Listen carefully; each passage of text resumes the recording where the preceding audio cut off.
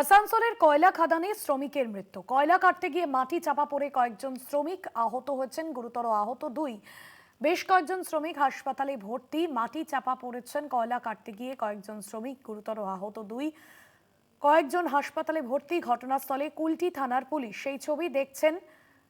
উৎপল পাথর রয়েছেন প্রতিনিধি আসানসোল থেকে। আসানসোল থেকে রয়েছেন প্রতিনিধি উৎপল পাথর। উৎপল, এই মুহূর্তে যে ছবি আমরা দেখছি, যেখানে কুলটি থানার পুলিশ তারা গিয়েছেন, শ্রমিকদের উদ্ধারের প্রচেষ্টা চলছে। এখনো পর্যন্ত সর্বশেষ কি আপডেট রয়েছে? কেউ কি আটকে রয়েছেন সেখানে? কি জানা যাচ্ছে?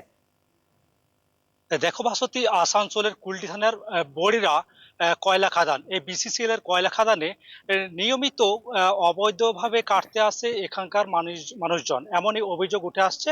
তার ফলে কয়েকজন আটক হয়ে যায়, চাপা পড়ে, এবং দুজনকে স্থানীয়রা উদ্ধার করে তাদেরকে আসানসোল জেলা হাসপাতালে নিয়ে যাওয়া হয়।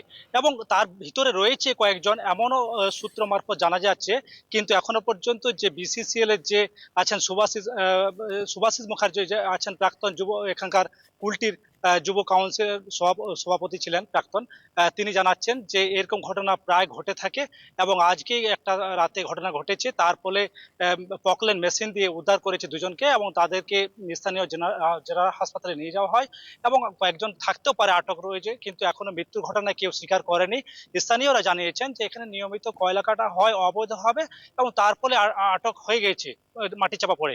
এবং ঘটনাস্থলে বেশ কিছুটা দূরে রয়েছে কুলটি থানা রয়েছে। সেখান থেকে ঘটনাস্থলে কুলটি থানা পুলিশ আসেন, এবং স্থানীয়রা ভিড় জমায় এই ঘটনাকে দেখার জন্য।